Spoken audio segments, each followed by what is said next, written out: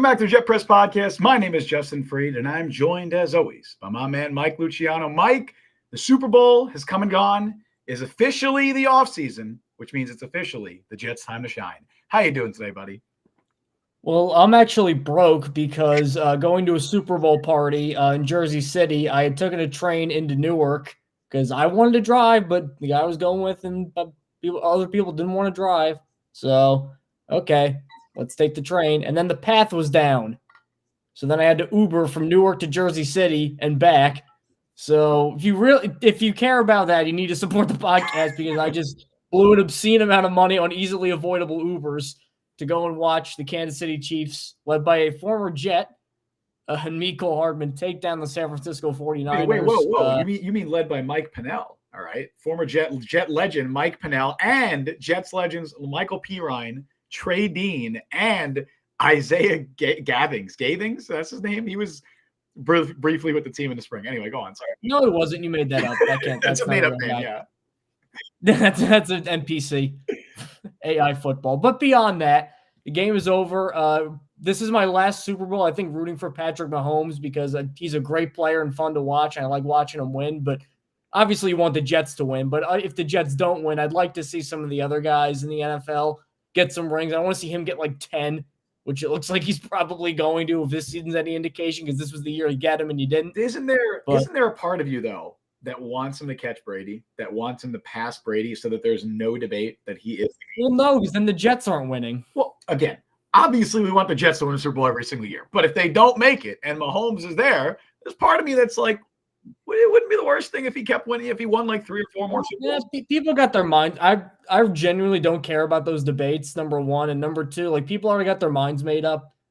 Like people keep going, oh, Brady beat him head to head. So it's like, all right, nothing he does for the next 10 years will ever matter to those people's minds because he beat him head to head. If that's the case, Mark Sanchez beat Tom Brady head to head. I guess Mark Sanchez is better than Tom Brady. Eli beat him twice. Brady's 0-2 in his postseason career against Eli Manning. No one's gonna say Eli Manning's better than Tom Brady. I'm just using your logic here. But anyway, you can always support the podcast where we get into a pretty jam-packed show.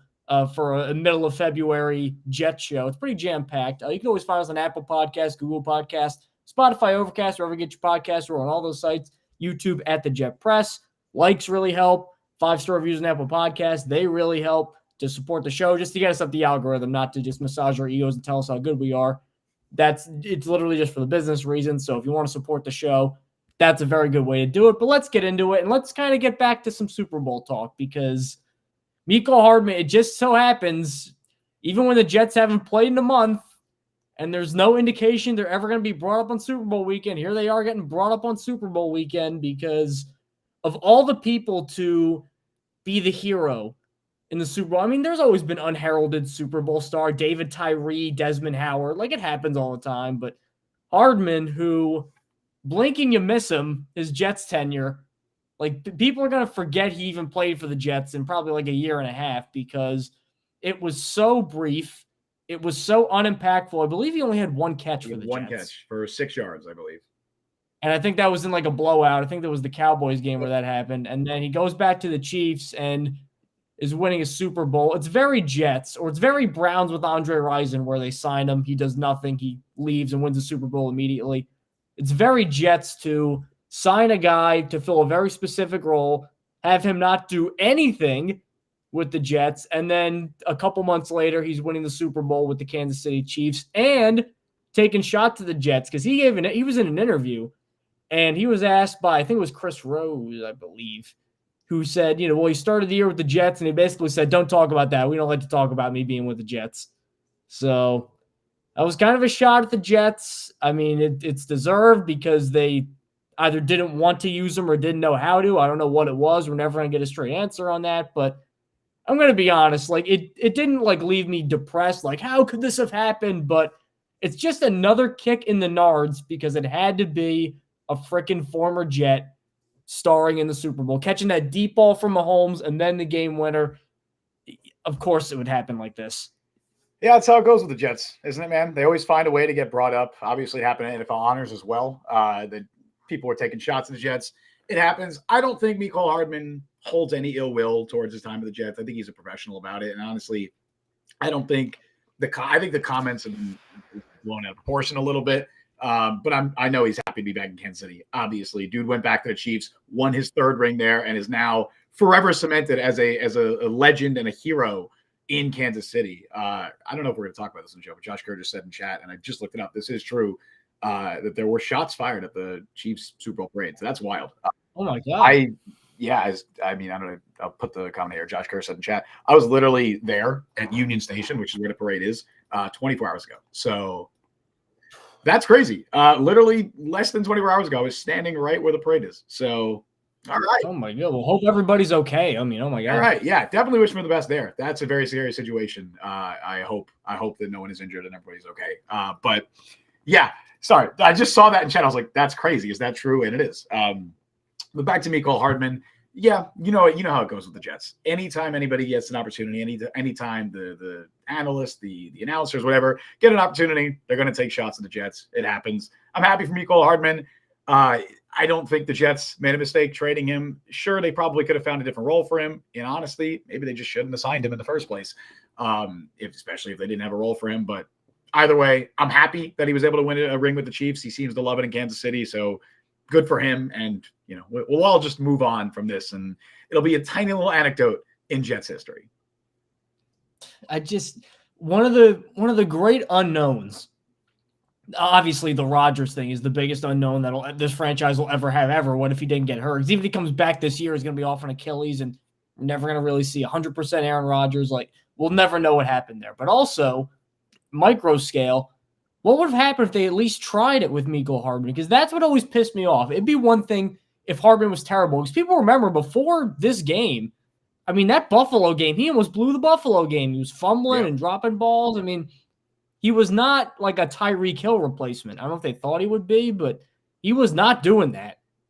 But the fact that the Jets never even tried, like Aaron Rodgers went down, I don't think he ever had a snap with Hardman on the field, Rodgers. And then No way. They just said, all right, well, we're giving it up. I don't know if just because they didn't trust Zach Wilson to throw downfield, but even then, Hardman's fast. Get him going horizontal. I don't know what it was. And because of that, that's why I'm a little frustrated, because I'm like, you know what? Like, something could have happened with the Jets here. And they just, of their own choosing, said, we don't care. They promised him an expanded role. That was a lie. That was just a straight up lie. Yep. And then here he is a couple months later, dancing in the end zone, Super Bowl. Like, he should have been doing that with the Jets, is my only problem with it. It definitely seems like a case. And we've talked about the Hardman situation plenty on the show and what happened and why he was traded and why the Jets couldn't find a role. But it definitely seems like a case of he got injured in the summer, lost his spot essentially to Xavier Gibson, because Gibson, the Jets really liked. They wanted to find a role for him in the offense. And Gibson kind of took over that role. Which wasn't much of a role, but it took over that role. And obviously whatever role they had planned for Hardman/Gibson changed again when Rodgers got hurt. And yeah, they definitely could have tried more. Obviously we're not going to be Nathaniel Hackett defenders here and say that, yeah, Hardman just sucks, that there's nothing they could. Imagine being a Nathaniel Hackett defender in 2024. I honestly don't know if there are any, like, other than his like family members and immediate friends. I don't know if there are any fans who are genuine. Like, I haven't seen that. There's a lot of really like there people will defend any player on Twitter. You're going to find somebody that is defending them. I don't think I've seen somebody doing that with Nathaniel Hackett. I don't. Maybe people who just, I mean, we don't like Zach Wilson either, but maybe people who are like, Zach Wilson's so bad that you can't. I mean, I'm sure there's people out there. There's too many people in this Jets fan base. Yeah. To not be like, actually, I think Nathaniel Hackett's good. Some people probably think he's great. Imagine living with that. Imagine that being your husband or your wife. Well, yeah, you're married to a Nathaniel Hackett truther. That I don't look, man. I don't know. I don't want to speculate about their lives. As Brian said in chat, Jets had Pro Bowl wide receiver Randall Cobb, so they had no need for Mecole Hardman. I believe both players have made a Pro Bowl in their career, actually. I think Randall Cobb and Mecole Hardman both made a Pro Bowl. Hardman as a receiver. Hardman was, I think, as a kick returner. He was, but of course, he definitely was not as a receiver. But yeah, they definitely could have found a role for Mecole Hardman, but here we are. I mean, ultimately, I don't think it would have made a huge difference in the Jets season. I don't think Hardman is a game changer by any means. I know he caught the game-winning touchdown in the Super Bowl, but like you said, Mike, he didn't exactly do a ton before then going into that game. He had the one long catch as well, but he almost cost him a couple of wins earlier. I don't think it was a huge loss by any means, but yeah, they probably could have found a role for many offense. Let's talk at least about some more, let's call them permanent additions. Guys who can make more of an impact as opposed to just Mecole Hardman who are collecting dust on the sideline for however long. And let's talk about some wide receiver targets because the Jets, if they do not add a wide receiver this year, a high impact one, not Allen Lazard, like a real number 2 wide receiver, I mean, this front, that's a fireable offense. That's like fire Mike McCagnon after doing the draft levels of bad if they fail to secure one of these high-end receivers. And the Jets picked a good year and need a receiver because there are a couple guys out there who are in contract disputes, who could be traded from bad teams, who want to get paid more. I mean, there's no excuse. It's not even like the Lazard year. Last year, I mean, there really wasn't like a super crazy wide receiver market last year. Like, this was the year. Like, now they don't even have any excuse. If I'm looking at I almost want to put Devontae Adams, for the purposes of this list, I want to put Devontae Adams almost separately because everyone would acknowledge he would be number 1, but the Jets probably just don't have the ammunition draft capital-wise to get him. He's worth a ton of money, and the Raiders, apparently, according to reports, think they can win this year, and they're not interested in trading him. So that's a complete long shot.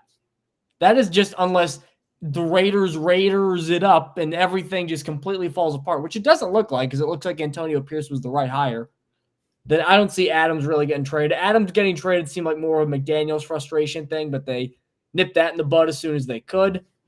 If I had to pick one guy that I think the Jets should at least try and target, and this is honestly a recent thing, is Brandon Ayuk of the San Francisco 49ers. And I don't even love Ayuk necessarily as a player because I don't think he's like a number 1 guy, but you can't find me a guy who I think is perfectly situated to a number 2 receiver role quite like Brandon Ayuk. Good hands, playmaker, goes deep, over the middle, top 5 yard after catch guy when he gets the ball in his hands. Like that's what you need in this Jets offense. That's what they were missing last year. That's what Garrett Wilson tried to do, but yeah, he can't do everything himself. He's a 23-year-old kid. He can't carry an entire offense as a receiver.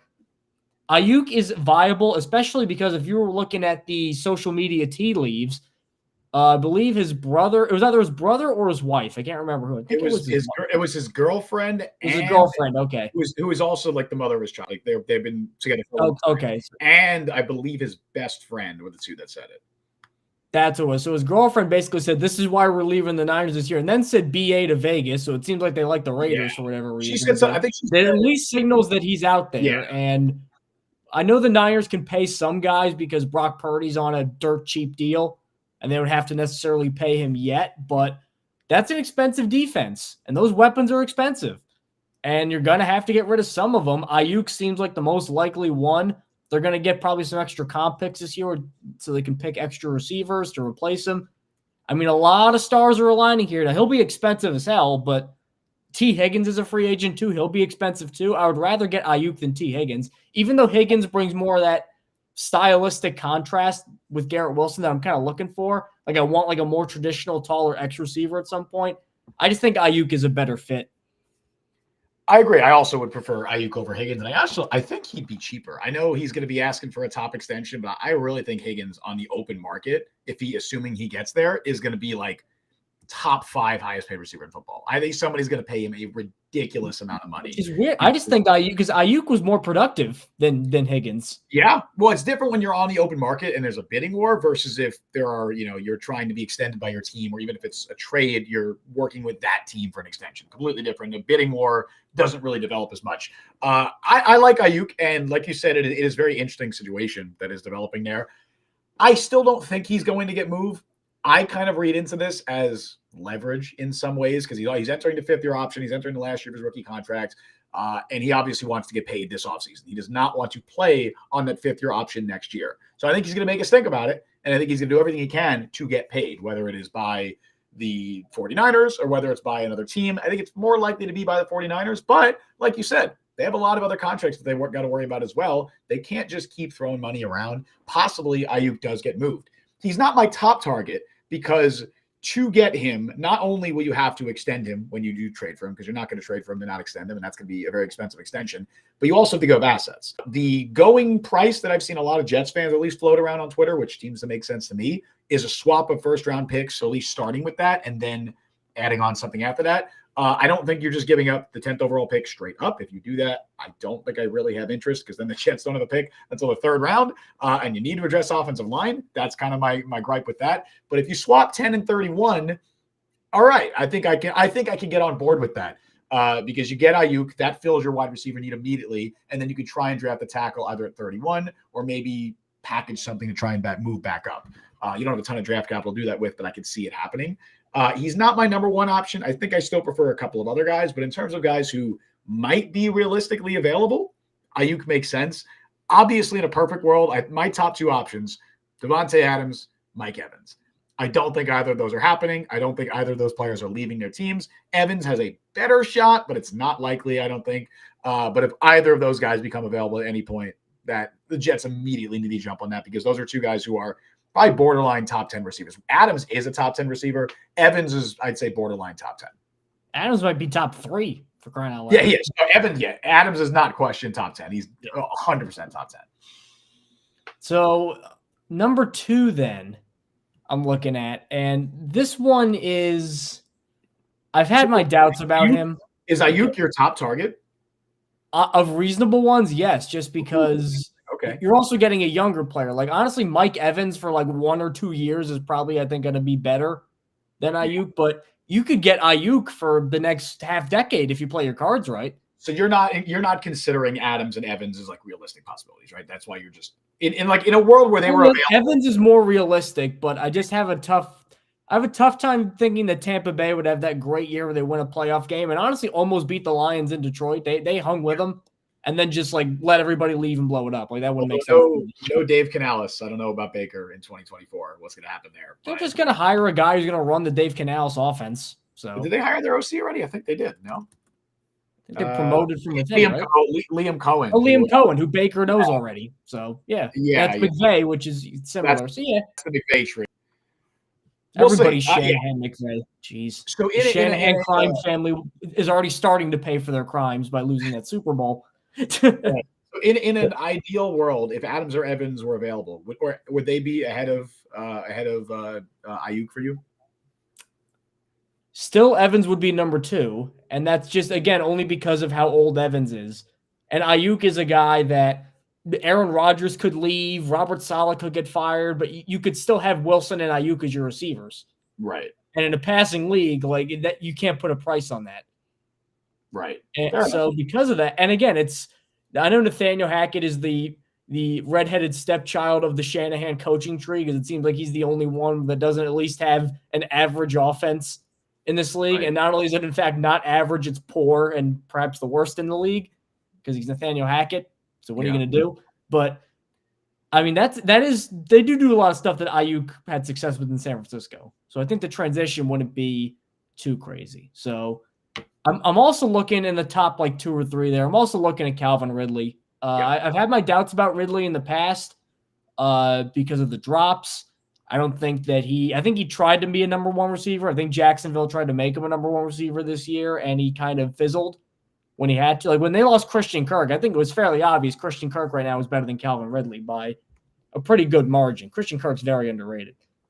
So Ridley is tough, though, because it's a brand name, number 1, because he's got a big, shiny, flashy name with a lot of pedigree. So that's going to probably drive the price up, honestly.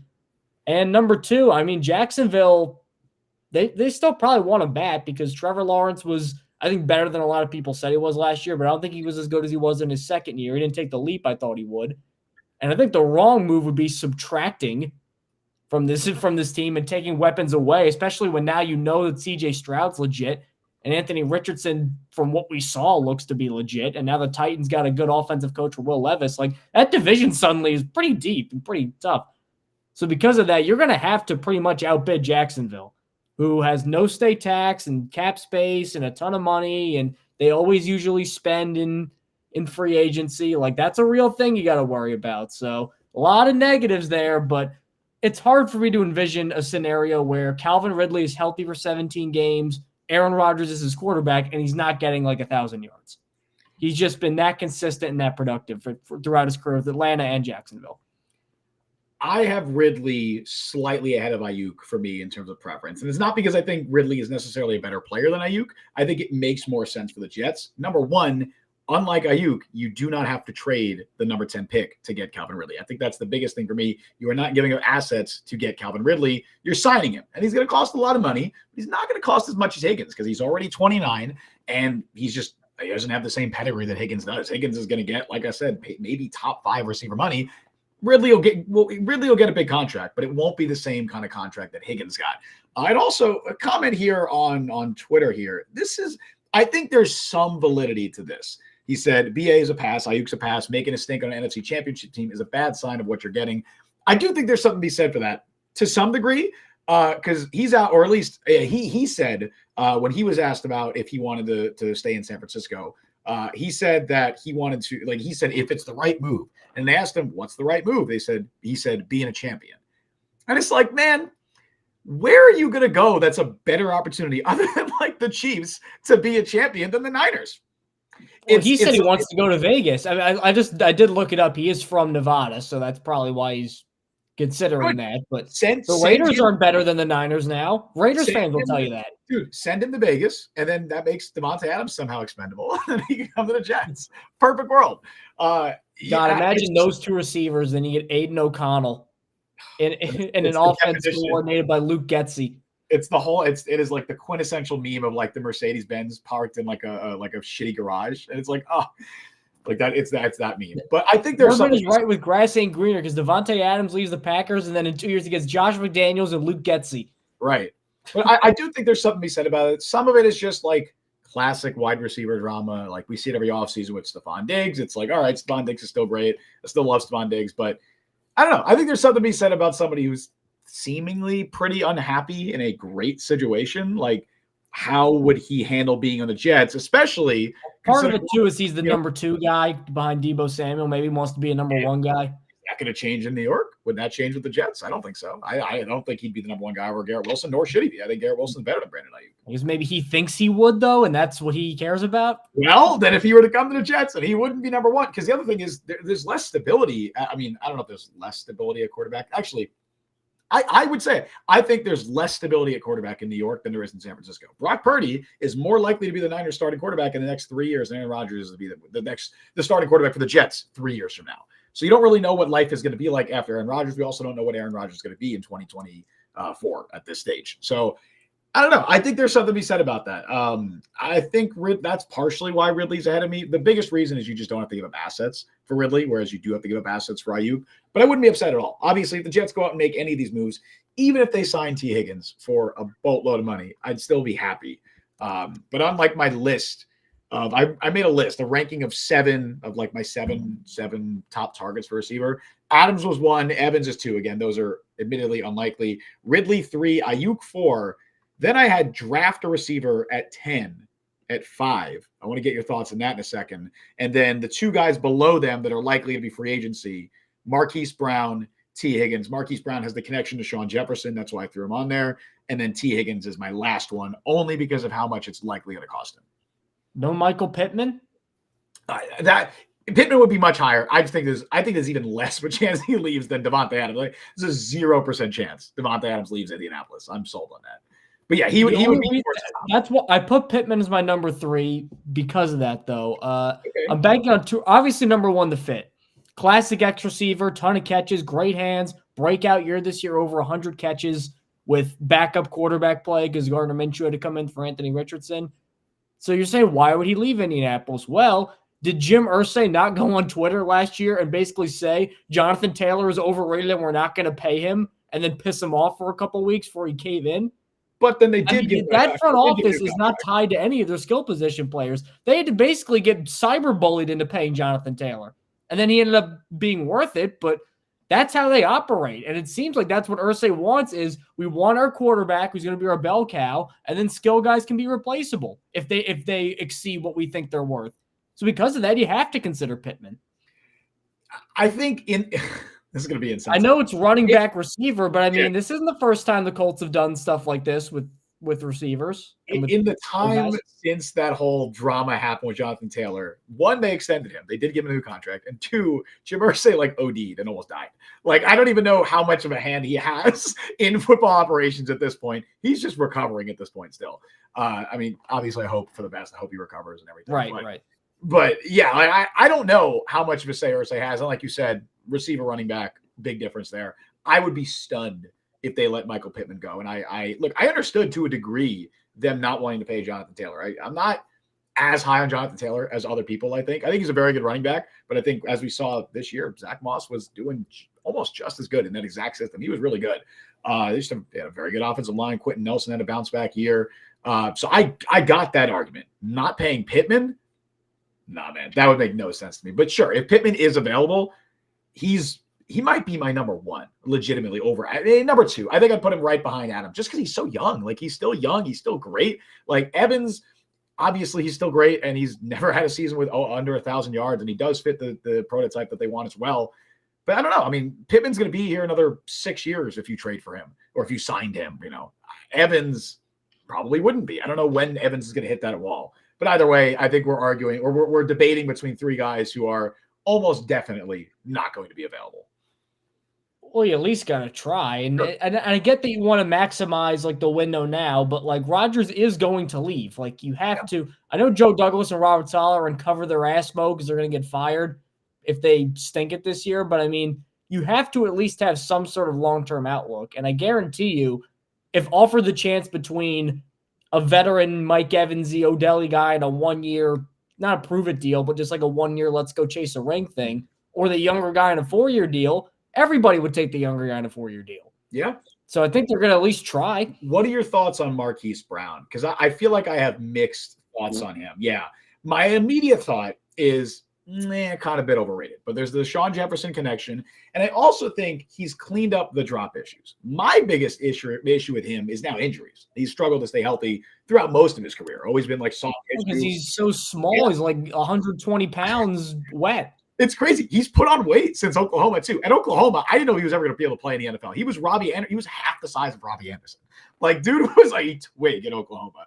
But he's genuinely put on weight in the NFL. But it's still like hamstring issues are always bothering him. Like, it's always been like minor things that have just become ailments that have carried throughout the season. He is coming off a disappointing year. Only 574 yards last year in 14 games. Had 101 targets, but only 51 catches. But obviously former 1,000-yard receiver. I do think he's cleaned up the drops a bit. I don't think he's really the fit that the Jets need. He's almost strictly a downfield guy, which great.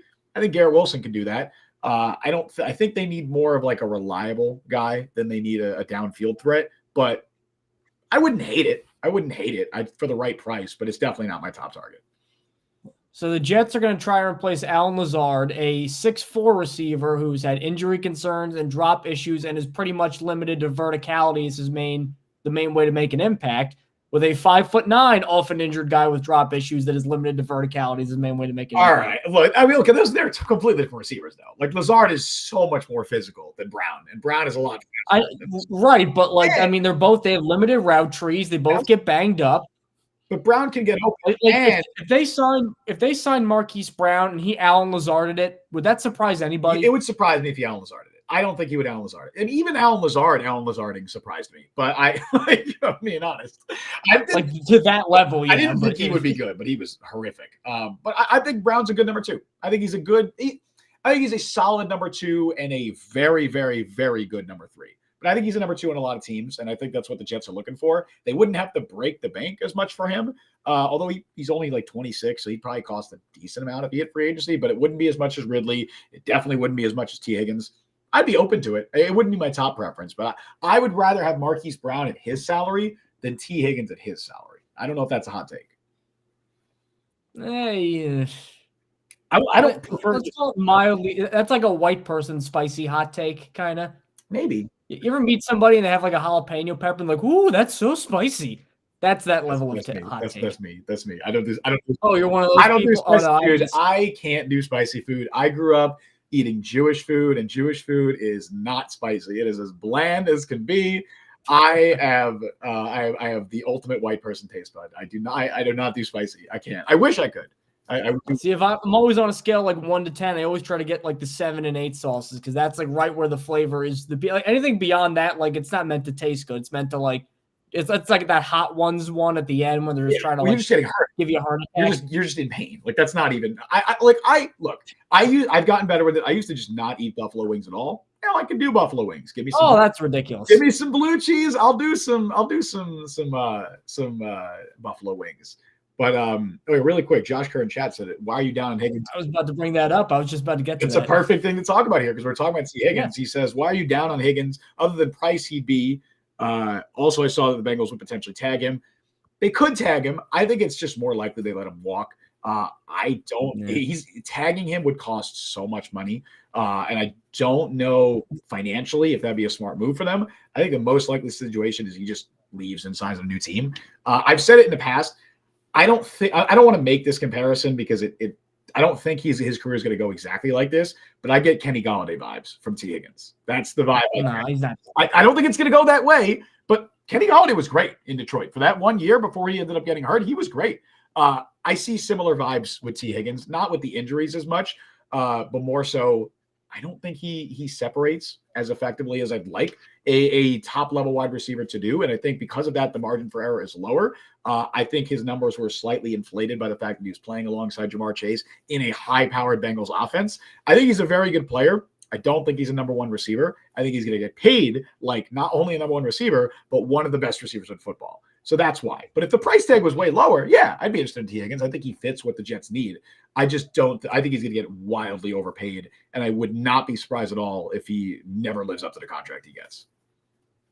If you had to put me down right now for like, if I had to put down a bet of where he's going to play next year, it would be the Titans. Tennessee, yeah, that makes the most sense. They have a ton of money. They have a young quarterback in Will Levis who needs more receivers around him. Him and DeAndre Hopkins would be cool. Yep. He's from Tennessee. Yep. And the head coach is Brian Callahan, who was the offensive coordinator in Cincinnati, so it'll be the same offense. That would be, if you had to like ask me right now, where's he going? It would be the Titans. It just, too many things are converging all at once. T. Higgins market value, and I think this is below. I think he's gonna get more than the spot check, whatever they recommend, or they calculate that he's gonna be getting a contract somewhere in the ballpark of 4 years, $75 million. I think it'll be even more than that. It'll be more than Christian Kirk. I would be stunned if he's only making 18, 19 million next year. What's the top wide receiver contract right now? What is the like top? Probably Devontae. Is he still the top average? Him and Tyreek probably are one. Tyreek's one at 30. All right, so maybe not top 5 money for Higgins. I think top 10 is almost guaranteed. Top 10 would give him an average annual value of about 3, 4, 5, 6, 7. Of about at least 20 million. I would be very surprised if he's not making 20 million a year. And I don't think he's worth that. I really don't think he's worth that. Because we're talking now Terry McLaurin, DK Metcalf territory, Stephon Diggs. He's not as good as those guys. He's just not.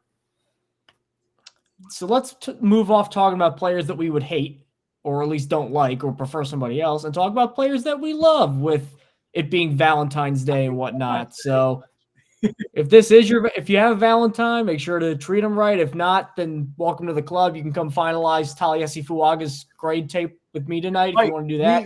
That's what I'll be doing. We can be each other's football Valentines. I don't know what that means, but did you just think of that off the top of your head?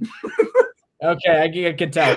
Will you be my Jets Valentine? Will you be my Jet Press podcast Valentine, Mike?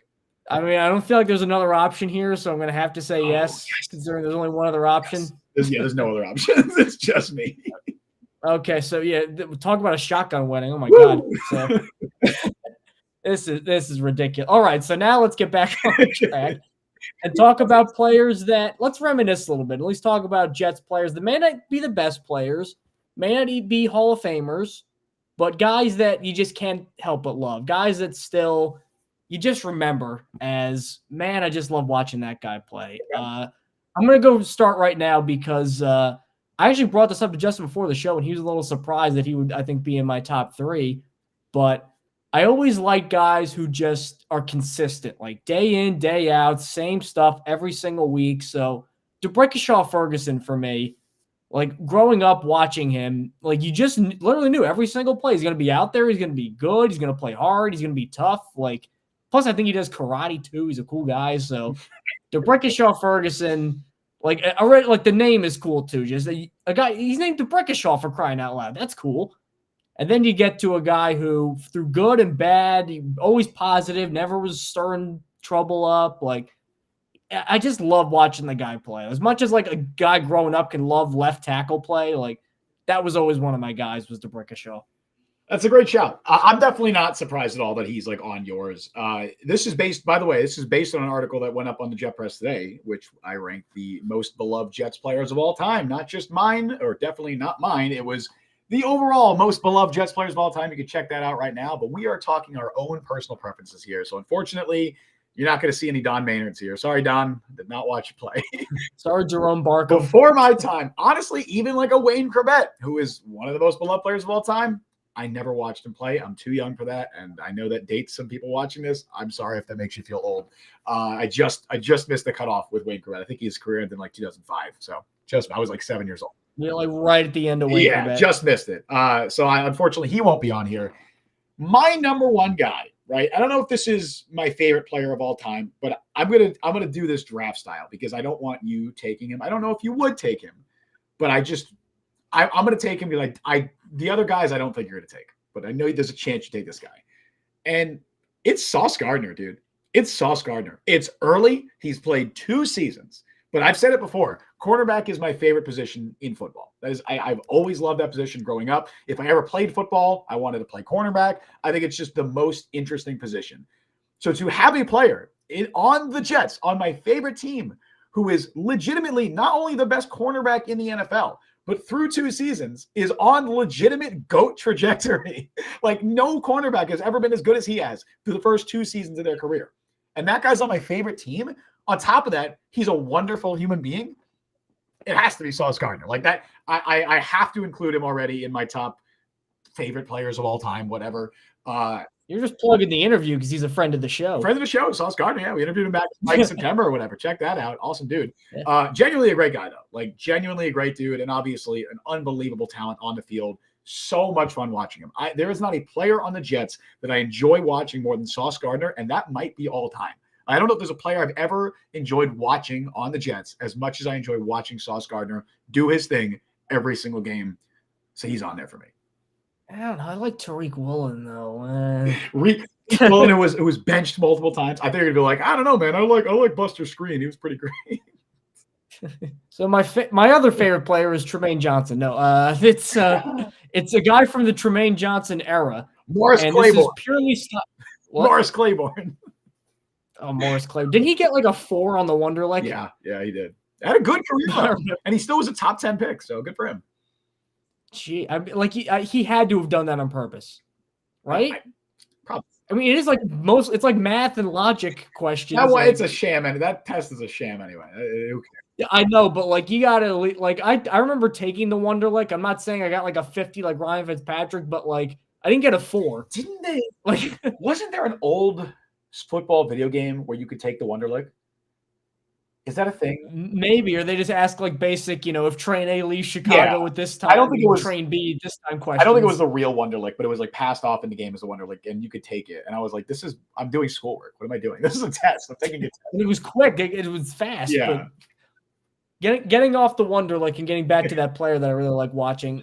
Part of why I like Kansas City. I mean, look, everybody likes watching Patrick Mahomes, unless you're like one of those Taylor Swift is a psyop, like lonely conspiracy nut job guys that there are too many of, frankly, and it's really weirding me out nowadays. But most people like watching. If you like football, you like watching Patrick Mahomes. So I get that that's why it's fun. But I also like watching Isaiah Pacheco run with that just crazy style, high knees, churning, just pounding. Like that's part of why I like those old 49ers teams. It's not even necessarily Joe Montana or Jerry Rice, but Roger Craig like kicking his knees up to his shoulders and running people over. That's fun. And that's why I like Chris Ivory. Because Chris Ivory, even though he wasn't on some great teams, he just never stopped moving. His legs were always going.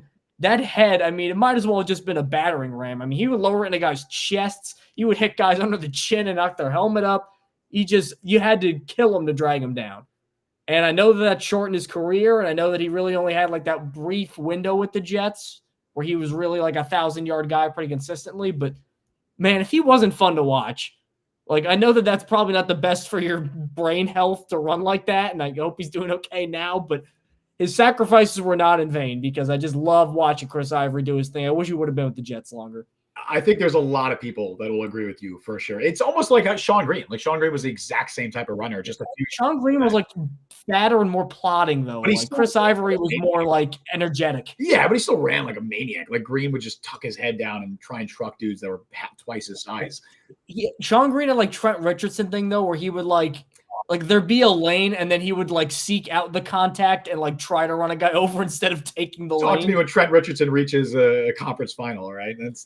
That's mean. That's a mean comparison to Sean Green, but I get what you're saying. Yeah, I think Chris Ivory, that's a great choice. I was never drawn to him in that way, but I do think a lot of people will agree with you. My second guy is going to be, I'm sticking with the same position, and somebody in chat already mentioned him. I have his jersey.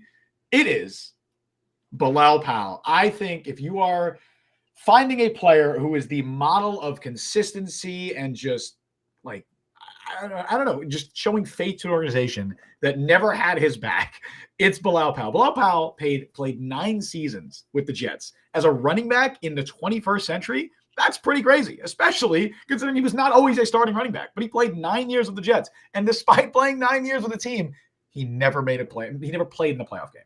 Never appeared in a single playoff game. That is cruel. That is cold. That makes me feel really sad for the guy.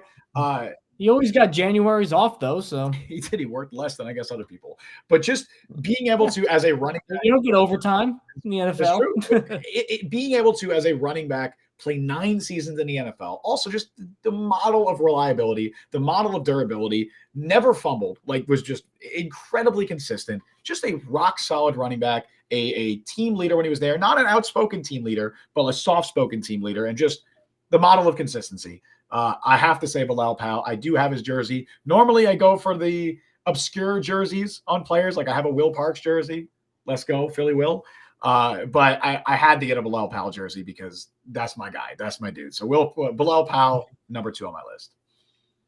My lasting memory of Bilal Powell is I think they were playing the Jaguars. I already knew what you were going to say. Yes. You already know that play? 100%. Where he just leaps up in the air and then goes to the ground. Everybody just stops and then he just runs 80 yards. And everyone's like, oh, he wasn't touched? What happened? Yeah. That's what it was. That's my lasting memory of him. That's a good one. So if I want to go to number 3, this is going to be a really random one. And it may have been influenced by just my dad like downloading his Jets opinions onto me when I was a kid because I didn't like know better. Okay. But I just remember watching like the early Rex team, like 08, 09, 22. I know Rex wasn't there in 08, but you know, those era of teams.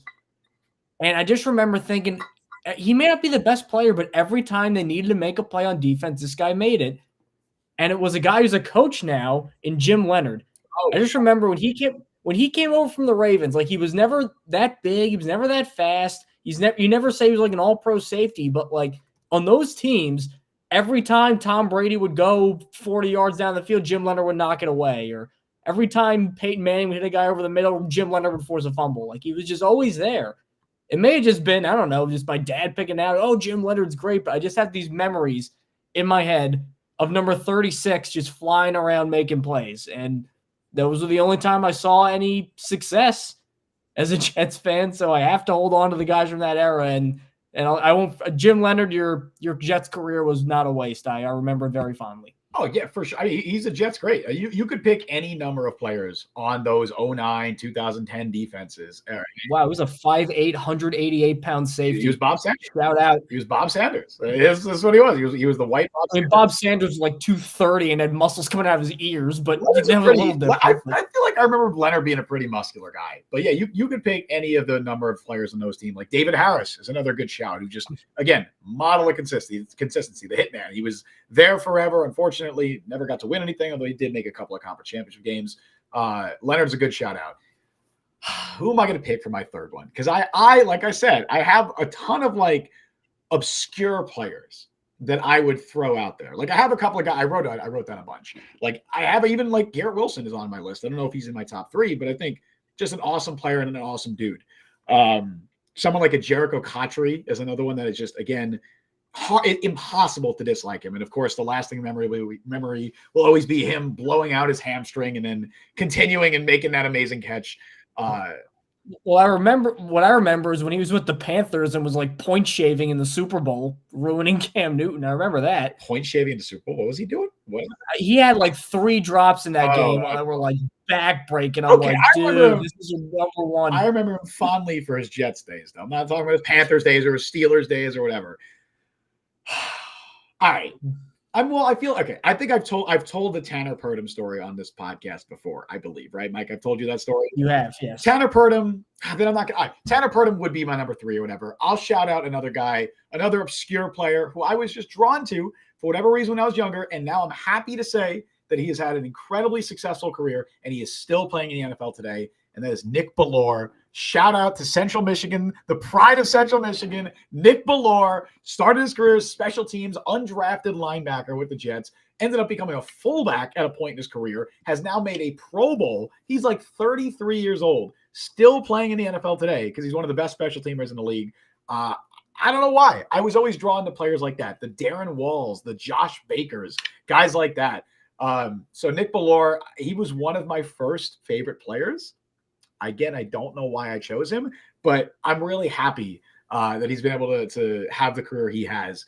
If not them, another like obscure player I'd throw out, also because I interviewed him and he's probably one of my favorite dudes I've ever talked to. It's Ty Johnson.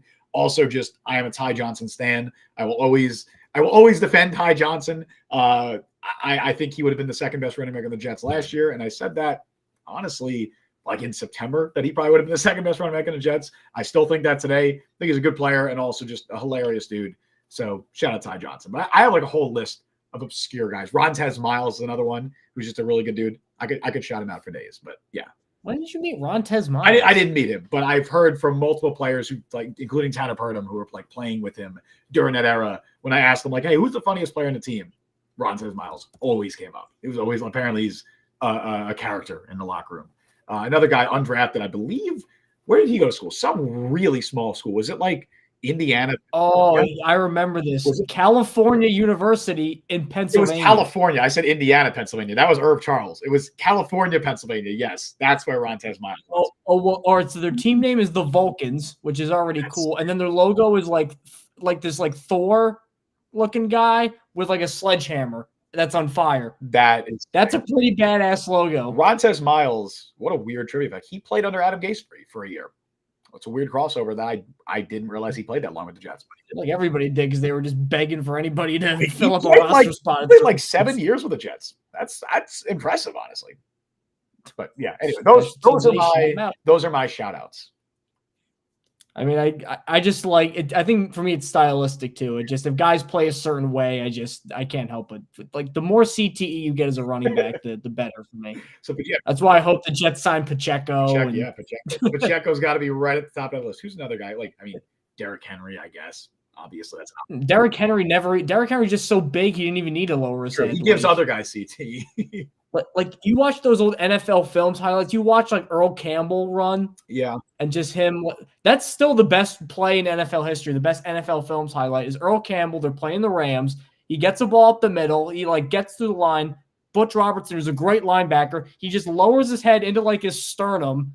Boom, knocks him down. He keeps running. And then they pull his jersey so ferociously that they tear the jersey off. And at the end of the play, Earl Campbell just has like just his pads. He has no jersey that's been ripped up. It's still the best play in NFL. I don't know if I've seen that, but that you sold it. That's go and look it up on YouTube. Or just Earl Campbell Rams. It's so you good. Probably love Quincy Williams then, because Quincy Williams. I love him. He's awesome. You need to play like an out of control maniac to be a linebacker in the NFL, and he does. That's true. Yeah, he does. So let's move on to our last segment, a recurring segment that we're going to bring back from last year, which is our weekly draft spotlight, where we highlight one guy in particular who we've been studying recently, who we think could be a really good fit with the Jets. Maybe some guys you have heard of, maybe some you haven't heard of. I don't think a lot of Jets fans have maybe heard of the guy I'm going to mention, because right now he's like a third, fourth, fifth round guy, and he's a defensive back. So the Jets are not honing in on defensive back, but he is a safety. We don't know if Ashton Davis is going to be back. We don't know if Jordan Whitehead's going to be back. So there is a need. I would be surprised if they don't draft a safety at some point this year. And if they want to draft a guy that is just totally a Robert Saleh guy, I'm looking at a guy who, by the way, has a great name. He sounds like a 70s boxer, Malik Mustafa of Wake Forest. Now, Wake Forest has a guy, Kalen Carson, a cornerback, who's projected to be kind of like a late round 2 guy. Mustafa is, I don't know if he's that good, but he's damn close. The negatives, I'll get out of the way. He's a safety. He's probably going to be a box safety, and he's 5'9", or 5'10" if you want to be generous. So immediately you have height concerns. He's probably going to play a very limited role. He has given up a few big plays just because he's so rabid. You can move him all over the place, eyes-wise. Like, there are flaws. I don't think he'll ever be like a deep safety, really, in the NFL. And I think that's maybe what Robert Saleh and the Jets kind of need right now, is a guy like that. So that'll be a tough fit. But, man, if you just want a dude who just loves football and hits hard and runs around, I mean, this is the dude. I mean, he was on Bruce Feldman's freaks list. He's listed at 210 pounds for a safety. He can clean, bench, and press, all those things combined, 1,300 pounds. So 3 exercises of 1,300 pounds. That's pretty good lifting for a defensive back. He's been clocked at 4.33 in the 40-yard dash. He's at 23 miles an hour in a game on the GPS. And you really can just move him everywhere. Very good in run support. Played kind of like a smaller linebacker-y, money backer, Dayon Buchanan, Jamal Adams-y role, where he just gets in the box and hits people. Very good at run support in particular. That's where you're really going to make his name. Couple forced fumbles. It's hard to not like a guy like that who just plays like his hair's on fire. Great athlete. And you know what? Here's where I also think Robert Saleh can maybe pick him, is because for all of his faults, the guy knows defensive ball. A guy can coach defensive ball. So if their whole philosophy is, let's just draft great athletes and then we can coach him up and teach him the finer points of defensive end. Like, part of why Will McDonald is there. Will McDonald's a tremendous athlete. He's fast. He can spin and all that. They're like, we could teach him how to play NFL wide 9, NFL 7. We could teach him that. If they find a role for Mustafa, I don't know if he'll be a traditional safety, but they could use him all over the place. Maybe like a dime back 2 or something like that. Maybe if a corner gets hurt, you move Michael Carter outside. He goes in the nickel for a little bit. Like, he's a chess piece pretty much, and Robert Saleh could have fun using him. You say he's a Robert Saleh type player. It sounds like a Mike Luciano type player, honestly. Maybe that's why I like Saleh, because I do like that idea too of guys. Let's just draft physical freaks who can play hard, and then we could teach them the other stuff, kind of thing. You could teach guys football schematics. You can't teach guys to run faster. That was the exact mindset with drafting Ashton Davis, which as of last year would have looked like a pretty stupid decision. But hey, he's finally figured it out. So maybe I can't say I definitely have not really watched Malik Mustafa. I would like to watch him more, but I'm not familiar with his game. But based on him and Kalen Carson together, just lock people down. I know Kalen Carson. Yeah, what you've told me about Mustafa, my concern would be that I know that the Jets love to have their safeties be interchangeable. They don't really like to have like the defined center field safety and box safety. They kind of like to rotate them around. They did it a lot with Tony Adams. They did it with Jordan Whitehead. They even were doing it with Adrian Amos when he was playing. And obviously with Ashton Davis a little bit too, although Davis, I feel like more had a defined role because he was like that third safety. Mustafa would basically kind of be pigeonholed into a guy you have to play around the box, which is fine. He's not going to be a high pick because of that limitation. Well, and that's the thought process then, is you're not using like a day to, this is like when the Jets were mocked to pick Brian Branch, and it's like, well, you got to go build a defense around him. Like, you're not going to do that. You could just plug him in wherever you need, kind of thing. You're not going to say, oh, we have to change our whole defense for this 4th round pick. He's just a situational guy. If this is like a 5th, 6th round pick, like say like a Zaire Barnes type pick, I'm cool with that, because I think he strikes me as someone who can immediately make an impact on special teams because of how physical he is. He'd be a great gunner. Brent Boyer might fall in love with him because he's fast, like you said. He's physical. That's someone you want on special teams. So if that's fine, and you can get, if you get you use like a 5th, 6th round pick, I'd say a 6th round pick on him. He becomes a core special teamer and then a dime back, something like that. You put him in there, and I'll eat a Wake Forest hat live on the show. He goes 6th round. Really? You think he's going high? You think he's going higher than that? I hope he does. I probably just made a horrible bet I can't get out of, but okay. So you said you'll eat a Wake Forest hat live on this show? Let's revisit that. I don't know about that. When I see where the winds are blowing on his stock. The draft is. Remember when Kelvin Harmon was supposed to go like early day 2 and he went like 7th round or whatever? Trey Smith was like he might go top 20 and then he went like 225th or something. That was medicals. Harmon was just weird. Or was Harmon medicals too? I forget. Yeah, he was medicals too. Whatever. And he was slow, but yeah. Yeah, I like Kelvin Harmon, but yeah, he did not work out. But yeah, fair enough. My guy is another one I think has been overlooked for different reasons, not necessarily size, although he's not the biggest guy. Last week I did Ladd McConkey, receiver out of Georgia. I'm doing another wide receiver this week because I think the Jets really need to address wide receiver in the draft at some point. Probably not at 10. I think that's still most likely to be offensive line, but day 2, day 3, absolutely looking at wide receiver. And one guy I'm looking at is Jalen McMillan from Washington. Overshadowed a lot because, of course, they have Rome Odunze, they have Jalen Polk. Those guys both overshadowed McMillan, although last year or 2022, when McMillan was fully healthy, over 1,000 yards receiving, 9 touchdowns. The injury trouble this past season definitely limited his production, and I don't think that they used him in the same way that they did in 2022. That helped guys like Odunze and Polk have big years, but I think it definitely limited what McMillan can do, or at least what he did do this year. But again, like I said last week, the first thing that I look for when it comes to wide receiver prospects in today's day and age is, can you get open? McMillan can get open. He has excellent downfield speed. He's a nifty route runner. I think Washington kind of just held him back a little bit this year. They did a lot of swing passes to him and just tried to find ways to get him in open space, which really didn't maximize what he can do as a route runner, because I think he's good at that. He's probably, or is a good chance he's going to be limited to more of like a slot role in the NFL because he's not big. He's 6'1", but he's only like 190 pounds. I definitely don't know if he would be able to consistently hold up against press coverage in the NFL. That would be kind of one of my bigger concerns there, but he's effective after the catch because of that speed, hence why they were throwing him those swing passes, trying to get him in open space.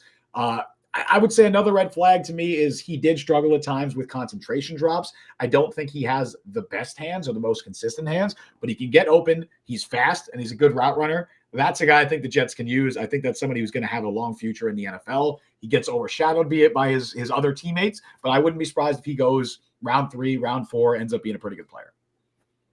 I do just have a tough time thinking that they got like 3 dominant receivers on one team. Like I brought this comparison to Justin beforehand, like about how somebody's always got to be the Pete Best of the group. Like there's always got to be, like, look at Ole Miss. They had DK Metcalf, they had Elijah Moore, they had AJ Brown, and then they had DeMarcus Lodge. Like somebody's got to be the DeMarcus Lodge, and I don't think it's going to be Odunze, who's a better vertical threat. I don't think it's going to be Polk, who's probably a little quicker. I think it might be McMillan, who we've seen regress a little bit. But if he hits, 1,000-yard guy. Like it's just such a boom or bust thing with him.